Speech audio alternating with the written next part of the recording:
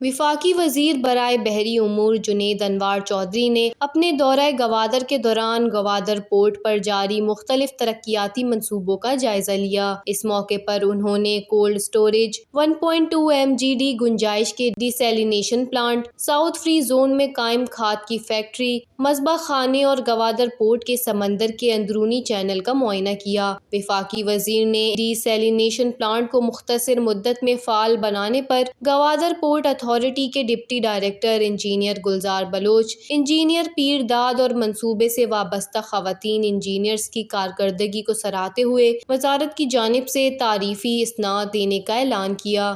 وفاقی وزیر برائے بحری امور جنید انوار چودھری کا کہنا تھا کہ یہ منصوبے گوادر کی معاشی ترقی اور مقامی آبادی کے معیار زندگی میں بہتری کے لیے کلیدی حیثیت رکھتے ہیں۔ دوسری جانب دورے کے دوران گوادر پورٹ اتھارٹی کے حکام نے وفاقی وزیر کو تفصیلی بریفنگ دی اور جاری منصوبوں پر پیش رفت سے آگاہ کیا۔